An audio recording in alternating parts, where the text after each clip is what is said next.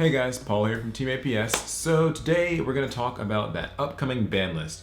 A lot of people have been asking me what I think about it, when I think it's coming out, what'll get hit, what'll not get hit, what'll come off, all that crazy stuff. It feels weird to be doing this because we just got a ban list barely a month ago, the firewall ban one.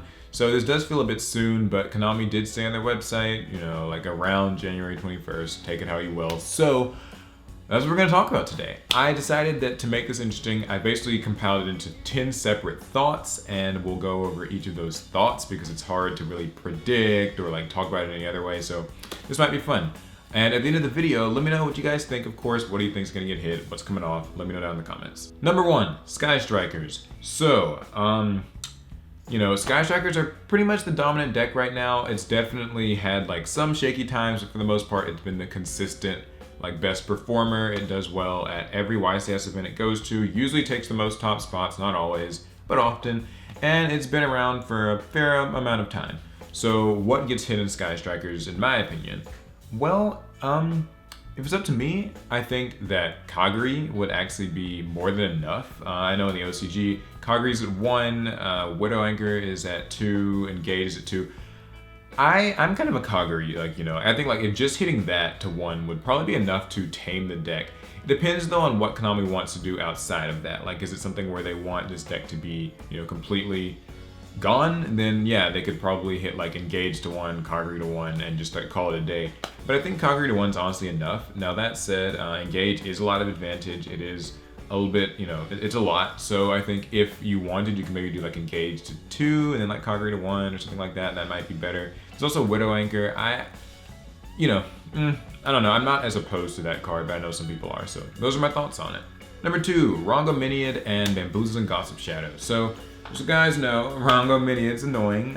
It's funny because the card itself isn't, I think it's a fairly balanced card in terms of how it was supposed to work. It takes 5 monsters to make, so of course it's going to be not something you should be able to drop in the first turn. Then enter Bamboozle and Gossip Shadow, where it's okay, just make Rongo, then I make Gossip Shadow, then equip it, then oh poof, 5 materials, or however many I want it to have. So, yeah, it's a problem. It's another one of those your opponent can't play Yu-Gi-Oh decks. It's annoying. If it's up to me, I think that Gossip Shadow is more the problem than Rongo is.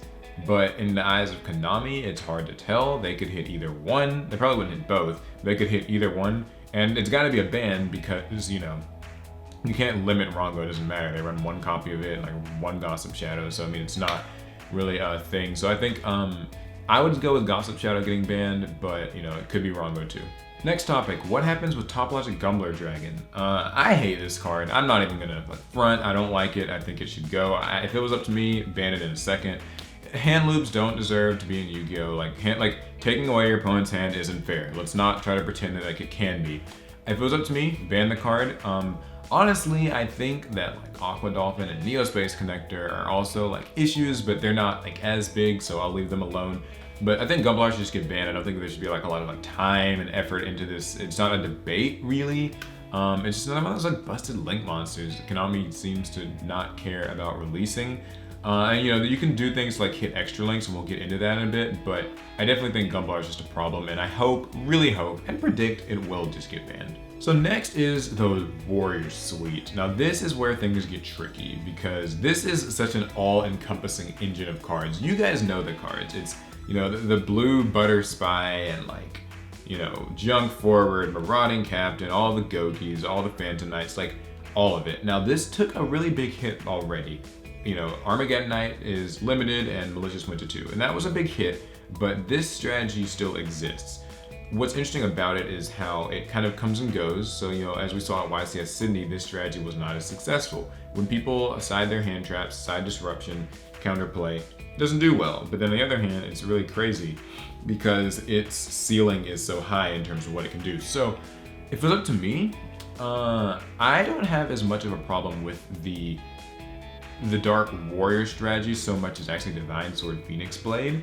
That might be controversial, but I hope not. I think that if you were to ban Phoenix Blade, it would actually do a lot of good in terms of taming Isolde, which we'll talk about, and also just making the Warrior strategy itself a little bit weakened. So I don't have any particular gripes with any of the Warrior cards. I don't think that Greffer or anything should get added to the list. I don't think Armageddon Knight should get banned per se, although, like, it wouldn't surprise me.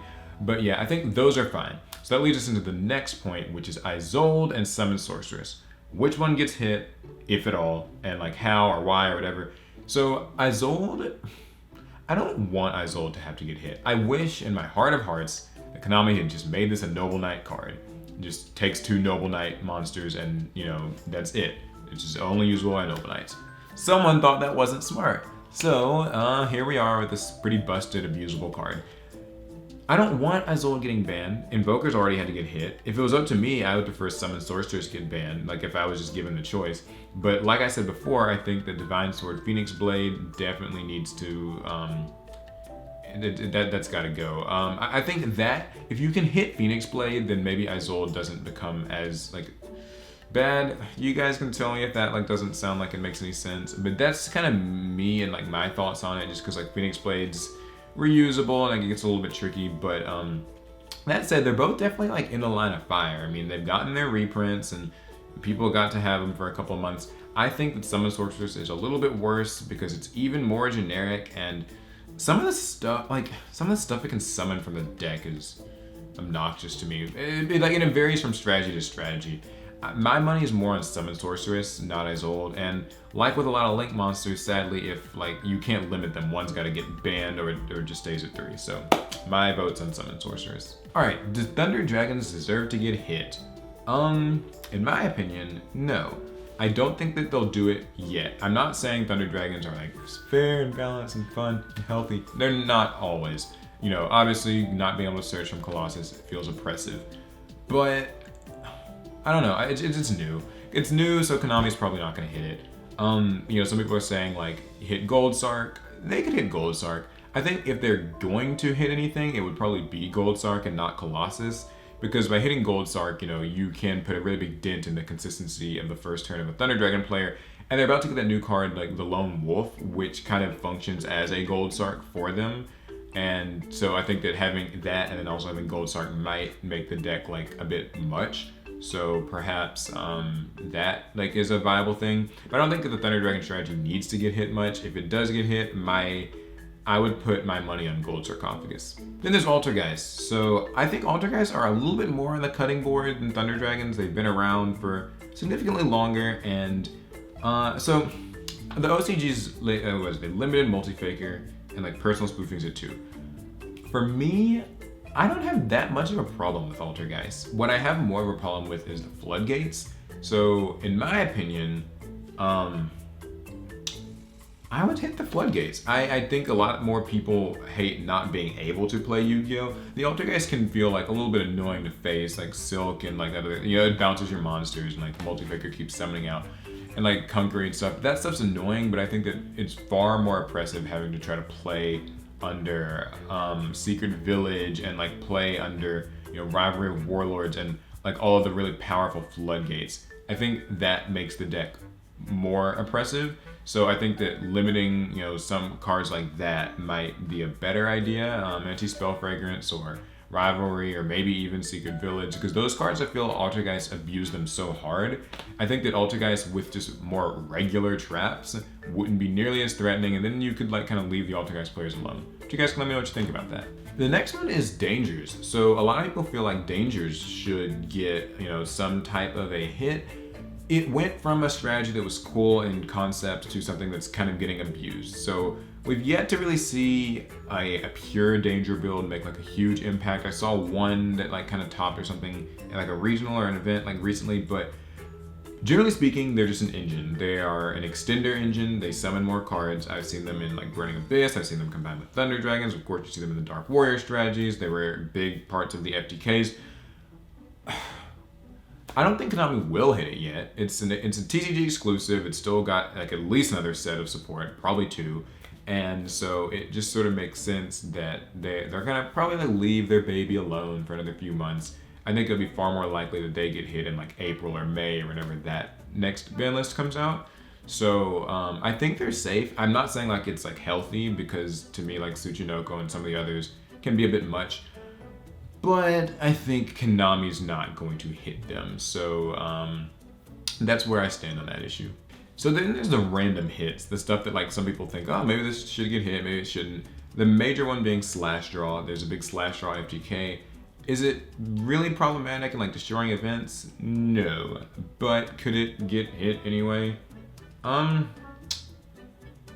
Yeah, maybe. Like, I don't know. I think slash draw is still a bit of a gimmick. I would like to wait and see if it actually becomes like a problem or if it's just like, you know, fad of the month type deck.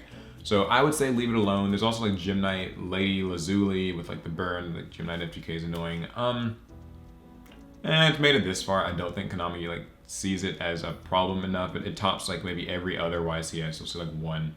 So don't think that's a big deal.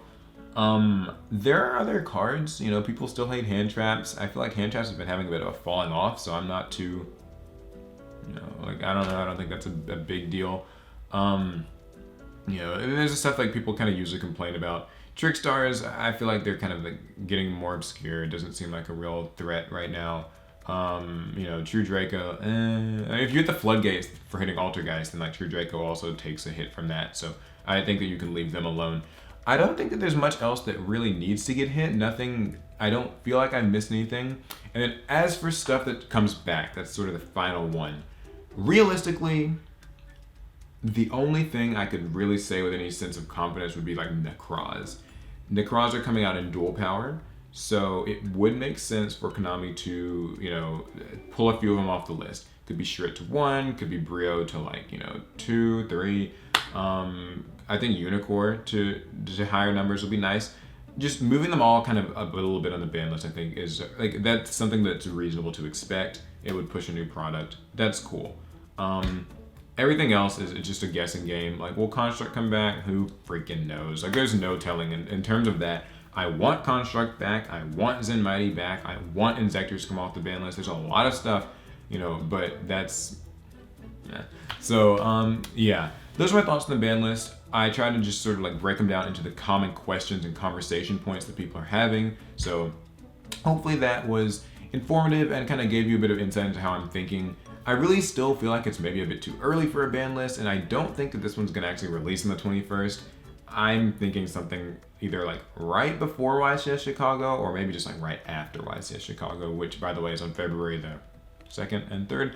So yeah, let me know what you guys think about the ban list. Do you think we need one? When do you think we're getting it? What's gonna get hit? What's not? Let me know. I wanna hear. All right, it's gonna be it. I will see you guys in the next video. Pass turn.